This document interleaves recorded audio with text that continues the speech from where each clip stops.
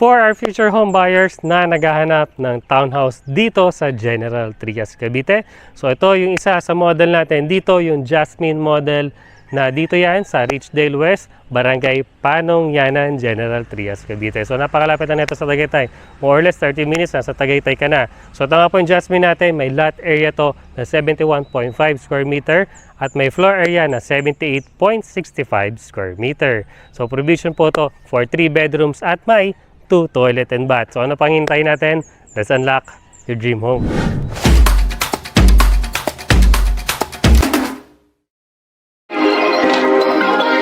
Perfect.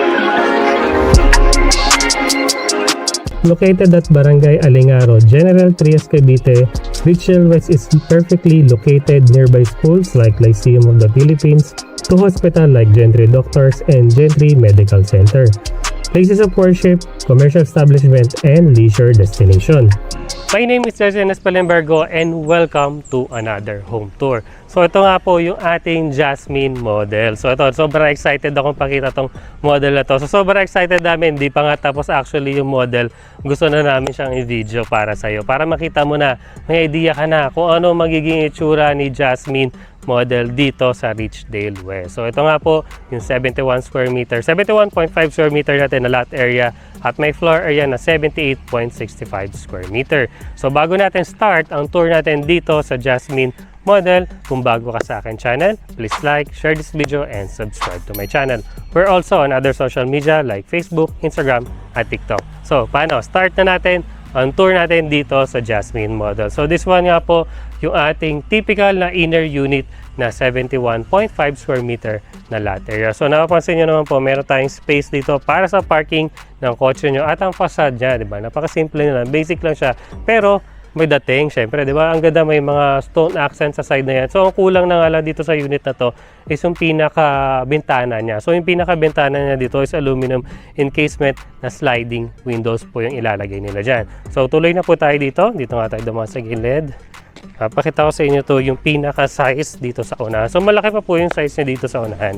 So yan po, medyo may lubog na part dito para sa parking, para magkasya syempre yung pinaka-kotse mo. So sakto yung kotse nyo dito, mapasedan yan, kotse mo, kasyang-kasya yan dito sa parking space na to. At syempre, meron kang space dito sa unahan para sa future garden mo, sa mga plantitas dyan. Napakalaki ng space na to para doon. Or kung may mga motor ka, pwede may park yan dito sa area na to. So, dito naman sa Richdale West, di mo sila ganun kahigpit. So, pwede mong palagyan ng bubong dito para covered yung kotse mo. Siyempre, papabakuran mo yan, papalagyan mo ng gate dito sa area na to. So, yan.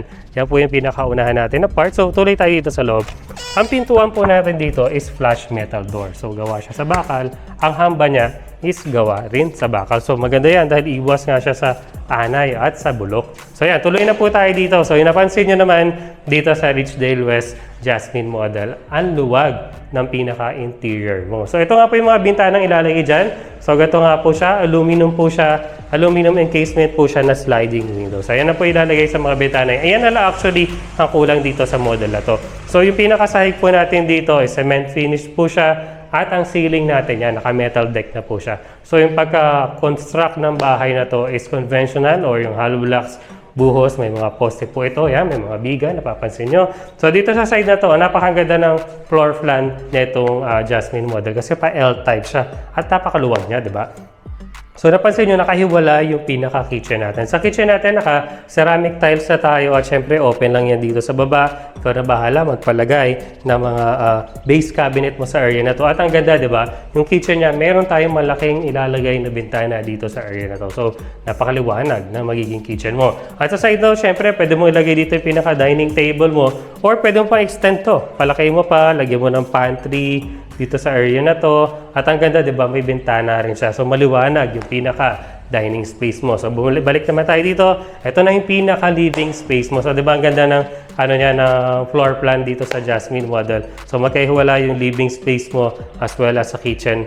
Yan, sa living space mo, sa maluwag po siya, may bintana nga tayong lalagay dito at dito sa side na to, yan. So pwede mong ilagay sa area na yan or dito sa kabilang side para nakahiwalay siya. So yan, nasa sayo na yan. Ayan ang kagandahan dito upon turnover. Dahil bare unit nga po to upon turnover, so nasa sayo na yan. Yung kung paano mo siya i-customize dito sa pinaka-interior ng bahay. So perfect to sa mga gusto yung magpapa-interior pa ng bahay upon turnover. Yan. So puntahan na po natin dito sa likod na part naman ng bahay bago natin puntahan yung toilet and bath. So ito nga po, maluwag pa po yung space nyo dito. So mula dito hanggang dito pa po yung pinaka space nyo dito sa likod. So malaki pa po yung future expansion ng bahay mo dito. Pwede ka magpalagay dito ng isang kwarto kung gusto mo.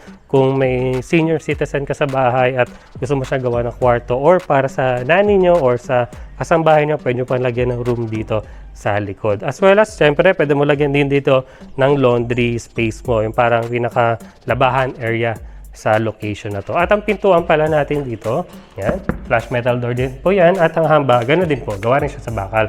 So, dito na tayo sa ating toilet and bath. Yan. Sa toilet and bath natin, complete naman po tayo. Naka-tiles na tayo, nakikita nyo, naka-tiles na tayo. Tapos, ang accessories natin, kompleto na rin po siya. May toilet with water closet na ang ganda, napaka-modern, as well as a wall-hang lavatory na napakaganda rin. So, malaki naman po yung space niya for the shower area. So, bare nga lang po siya, so wala nga po siyang paint dito. So, nasa sa inyo na to kung gusto mong ipadire-diretso pa yung tiles hanggang ceiling, or gato na lang, pipaint mo na lang siya. Tapos, ang pintuan natin dito ay PVC na po, or gawa siya sa plastic, so ibas bulok. So, punta na po tayo sa taas. So, bago nga pala tayo pumunta sa taas, pakita ko na sa inyo syempre yung ating pinaka-staircase. So, staircase natin, pinaka-frame na po is gawa siya sa tubular or sa bakal. At ang pinaka-steps niya po ay semento or concrete na po siya. So, pwede mong lagyan na lang ng tilesan or ng vinyl. Tapos, sa first 4 step natin dito sa baba, buhos naman po siya. So, akit na tayo sa taas. Yan. So, going here sa ating napakagandang staircase, maganda naman po yung pinaka-space or pinaka-lapad ng ating staircase. So, malapad naman po siya, ample yung space natin, at syempre maliwanag sa part na to. So, yan, dito na po tayo sa ating second floor. So, bago ko pakita sa inyo to napakalaking space na to, dito muna tayo sa ating toilet and bath. Unahin ko na to. So, yung toilet and bath na to, kasing laki lang din siya ng toilet and bath na nasa baba. So, para magkapatong lang din siya. Kompleto tayo ng accessories, katulad din yung nasa baba, toilet water closet, as well as the lavatory. At syempre, malaki yung space natin dito para sa shower area. So, yan. Ganun din po yung pintuan niya, PVC. So, yan. Yan na po yung pinaka-toilet and bath natin. So, yan. Ito na yung pinaka-magandang part dito. Yung ating second floor, ano unang napansin mo, diba? Napaka-laki nung room natin dito sa second floor. So, nasa sayo na to. Kung gusto mo siyang gawing 3 bedrooms or 2 bedrooms, gusto mo malagay ng family area sa location na to, magkaroon ng sofa sa area na yan, 2 room lang. At syempre, napansin yung ceiling natin, di ba? Ang taas ng ceiling natin. So, nakita nyo may malaking biga dito. Yan. So, isang idea na pwede nyo gawin dito is magkaroon ng attic style room sa taas nito. Dahil nga napakataas ng ceiling natin, pwede mo pang palagyan ng attic style. May mga biga naman ganito, di ba? Pwede mo lagyan ng bakal dyan, tapos lagyan mo ng rooms. Ang pinakasahig niya lang, syempre, kahoy na lang, di ba? So, yan. Ang laki pa po ng space mo dito, di ba? Alam ko na, imagine mo na ang mga pwedeng gawin sa room na to or sa second floor, di ba? Ang dami mo pwedeng gawin sa area na to. Napakalaki nito. Napakalaking room na to. Yan. So, yan. Nakita nyo na yung pinaka-second floor natin dito sa Jasmine model. Siyempre, alam ko, sobrang excited ka na malaman magkano ba yan, sir? Sobrang interested ako dyan sa Jasmine model. Yan. So, punta tayo sa part na gusto mo malaman yung presyo. Yan, I hope nagustuhan mo yung house tour natin dito sa Jasmine model. Alam ko, sobrang interested ka na malaman yung presyo ng bahay na to. So, ito po yung price ng bahay na to. So, yan. Flash ko na lang po dito sa screen. Ang total contract price po ng bahay natin is only 3,080,000. This is one po is for Pag-ibig financing. Ang ilo-loan po natin doon sa Pag-ibig is 2,849,000. At ang reservation fee natin dito is only 11,000.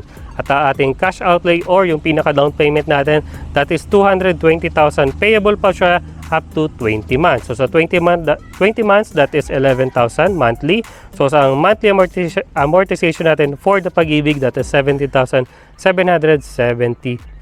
pesos. That is 30 years max. At ang ating required income, kung gusto mo ma-avail itong bahay na to, dapat ito ang iyong basic income, that is 53,860 pesos. So yan po ang price natin dito sa Jasmine Model. I hope nagustuhan mo itong napakagandang project na to dito sa General Trias, Cavite. Kung may mga question ka about this property, you can contact us on our Facebook page or our aming messenger. Click nyo lang po yung pinakaunang link dyan sa description. Dediretso na po yan sa aming messenger at pwede mo na akong tanungin kung ano yung mga question mo about this model. So yan na po yung ating price for the Jasmine Model. So para naman sa mga requirements, kung anong mga kailangan, so initial requirements lang po tayo pang reservation. Tapos kung gusto mong malaman kung ikaw ay locally employed or OFW, yung nga po, click nyo lang yung link dyan sa description sa baba, dediretso na po yan sa aming messenger. Pwede nyo na akong tanongin, sir, ano ba yung requirements for the locally employed or for the OFW. So yan na po. I hope nagustuhan mo yung house tour natin dito sa Jasmine Model. Kung nagustuhan mo to, please leave a like, share this video, and subscribe to my channel. We're also on other social media like Facebook, Instagram, at TikTok. Thank you so much for watching and see you on the next one.